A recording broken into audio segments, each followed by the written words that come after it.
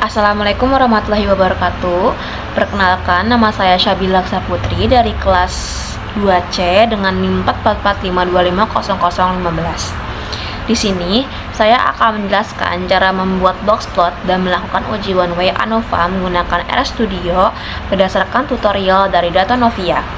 Pada video ini, saya akan menjelaskan setiap sinteks yang digunakan, fungsi dari sinteks tersebut, serta cara menginterpretasikan hasil yang telah diperoleh.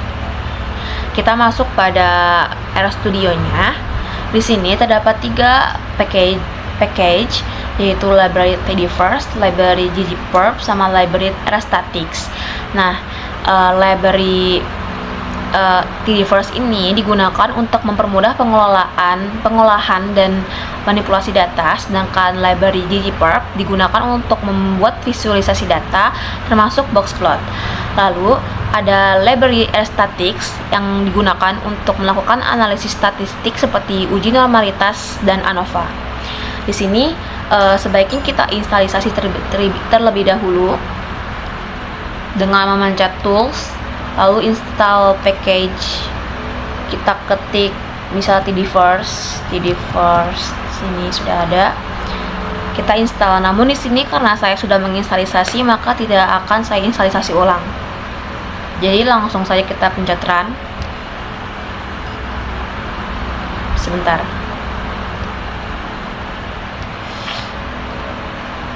Kita pencet run lagi, dan lagi. Nah, kita masuk pada sebelumnya di sini sintaks library juga berfungsi untuk mengaktifkan package agar fungsi-fungsi di dalamnya dapat digunakan selama sesi R berlangsung disebutkan. Nah, kita masuk kepada data playground. Sinteks data ini digunakan untuk memanggil dataset bawaan dari R-nya. Dan pada kasus ini dataset yang digunakan adalah playground, yaitu data berat tanaman pada 3 kelompok perlakuan. Lalu kita run. Di sini terdapat hasil struktur datasetnya. Di sini ada hasilnya yaitu 2 variabel, yaitu weight, yaitu variabel numerik yang berisi berat tanaman, dan grup, ini weight, ini grup, yaitu variabel kategori yang menunjukkan kelompok perlakuan. Dan langkah ini tuh penting banget agar kita tuh bisa memahami jenis data yang akan dianalisis, seperti itu. Lalu kita lanjut ke sini run. Ini sudah terlihat terbagi menjadi 3, ada TRL, TRT1, dan TRT2. Masuk ke playground sini. Nah, sebelumnya ini playground dari sini sampai ke min SD ini sinteks ini tuh digunakan untuk menghitung statistik deskriptif berdasarkan kelompoknya. Nah, operator yang ini itu tuh disebut pipe, yang berfungsi untuk meneruskan hasil dari satu perintah ke perintah berikutnya. Lalu ada group by group. Nah, ini itu digunakan untuk mengelompokkan data berdasarkan variabel grupnya. Lalu ada get summary stats. Ini digunakan untuk menghitung ringkasan statistik. Lalu ada way, yaitu menunjukkan variabel di analisisnya. Lalu ada type man HD, yang berarti output yang ditampilkan adalah rata-rata dengan standar deviasi. Nah, rata-rata ini menunjukkan nilai tengah data, sedangkan standar deviasi menunjukkan tingkat penyebaran datanya. Sini terlihat data-datanya, isi TRL, TRT1, dan TRT2-nya. Kita lanjut ke ggboxplot-nya. Kita run. Terlihat gambarnya. Nah, sintaks ini digunakan untuk membuat boxplot. ggboxplot ini adalah fungsi untuk membuat boxplot, dan playground ini adalah dataset yang digunakan. Lalu di sini ada X sama dengan group, itu menunjukkan bahwa variabel group ditempatkan pada sumbu X. Lalu ada Y sama dengan weight, ini menunjukkan bahwa variabel weight ini ditempatkan pada sumbu Y. Dan boxplot ini digunakan untuk melihat distribusi data, median, sebaran data, dan serta kemungkinan adanya outlier pada setiap kelompoknya. Lalu kita mengidentifikasikan outliernya. Di sini kita run dulu. Nah, ini sudah keluar. Nah, yang sintaks ini digunakan untuk mendeteksi outlier pada setiap kelompok. Dan di sini ada group by group lagi untuk mengelompokkan data berdasarkan kelompok. Dan identify outliers di dalam kurung weight ini mencari nilai yang berada jauh dari sebaran utama data. Nah, outlier ini adalah data yang nilainya jauh berbeda dibandingkan data lainnya. Dan ini hasil dari si outliernya ini.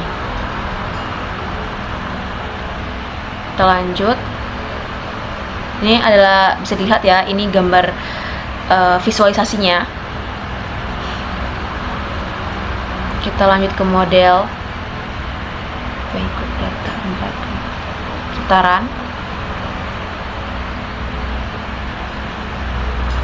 Nah, sebelumnya di sintaks ini digunakan untuk membuat model linear 1M. Ya, 1M ini adalah fungsi untuk membuat model linearnya. Dan weight group ini berarti variabel weight diprediksi berdasarkan variabel group. Dan data playground ini menunjukkan sumber data yang digunakan. Dan model ini akan digunakan sebagai dasar untuk pengujian asumsi dan analisis ANOVA. Terlihat di sini. Ini adalah uji normalitas dengan QQ-plot. Nah, di ggQQ-plot ini, sintaks yang ini digunakan untuk memeriksa normalitas residual. Nah, residual model di sini terdapat residual model untuk mengambil nilai residual dari modelnya, dan ggQQ-plotnya ini membuat grafik QQ-plotnya. Dan jika titik-titik, di sini terdapat titik-titikan pada grafik mengikuti garis diagonal, maka residual dapat dianggap berdisisi normal.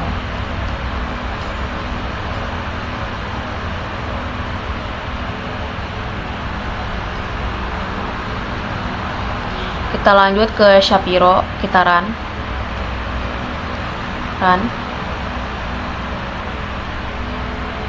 Nah, di sini sintaks ini digunakan untuk menguji normalitas secara statistik. Nah, di sini residual model ini mengambil residual dari model, dan Shapiro test ini melakukan uji Shapiro-Wilk. Nah, di sini jika p-value-nya lebih besar dari 0,05, maka data dianggap berdisisi normal.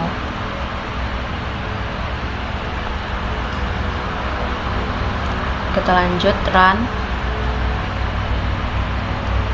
Ini adalah variabel statistiknya. Terlihat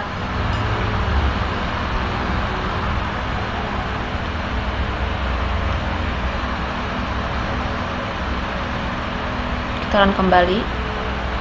Nah, di sintaks ini digunakan untuk melihat distribusi normal pada masing-masing kelompok. Di sini ada playground, ada yang tails, ada playground ini adalah datasetnya, dan weight-nya adalah variabel yang diuji, dan phase by group-nya ini memisahkan grafik berdasarkan kelompoknya. Dan dengan cara ini kita dapat mengevaluasikan normalitas pada setiap kelompok secara terpisah. Seperti ini di kelompok sidereal dan kelompok TRT1 dan TRT2 terpisah, dan garis-garisnya pun masih terlihat dan masih berdekatan lah dengan garis diagonalnya. Kita lanjut. Model, kita lanjut run.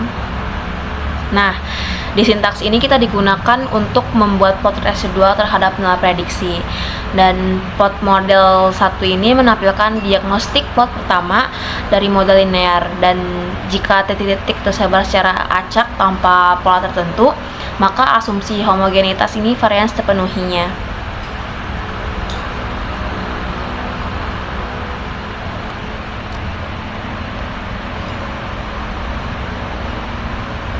Kita lanjut kerja kitaran,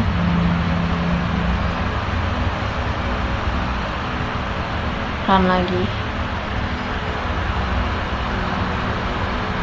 Nah, di sini sintaks ini digunakan untuk melakukan uji one way ANOVA, dan ANOVA test di sini adalah fungsi untuk melakukan analisis varians, dan way group ini menunjukkan bahwa berat tanaman dibandingkan berdasarkan kelompoknya. Dan hasil analisis disimpan di dalam objek REST-ALV, dan baris REST-ALV digunakan untuk menampilkan hasilnya. ANOVA ini digunakan untuk mengetahui apakah terdapat perbedaan rata-rata antar kelompok.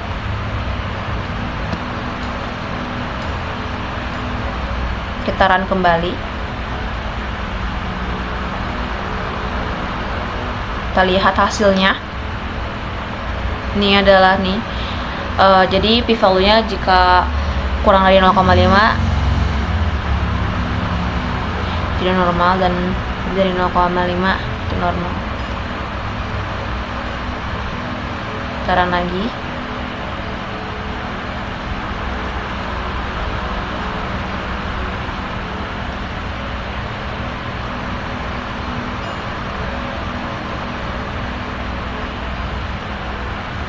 Nah, ini adalah hasil datanya, tapi ini belum benar-benar selesai karena ini masih koma, masih desimal. Kita harus bulatkan terlebih dahulu. Sebentar.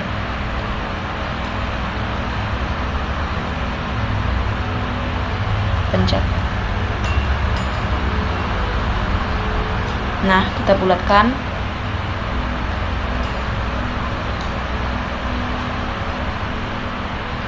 Dan ini hasil bulatnya. Jadi jika p-value-nya kurang dari 0,5 maka terdapat perbedaan rata-rata yang signifikan antar kelompoknya, dan jika p-value-nya lebih dari 0,05 maka tidak terdapat perbedaan rata-rata yang signifikan. Jadi dari seluruh analisis yang telah dilakukan, Boxplot membantu kita memahami distribusi dan penyebaran data secara visual pada setiap kelompoknya. Sementara itu, uji ANOVA digunakan untuk mengetahui apakah terdapat perbedaan rata-rata yang signifikan antar kelompok dengan menggabungkan visualisasi dan analisis statistiknya. Kita dapat memperoleh pemahaman yang lebih lengkap terhadap data yang dianalisis. Dan ini adalah hasilnya. Batch ANOVA V2713, 5,18, P 0,017, dan N30. Seperti yang tadi dijelaskan bahwa ini adalah rata-ratanya, dan ini titik luar, ini garis, dan ini kotaknya. Sekian dari saya. Wassalamualaikum warahmatullahi wabarakatuh.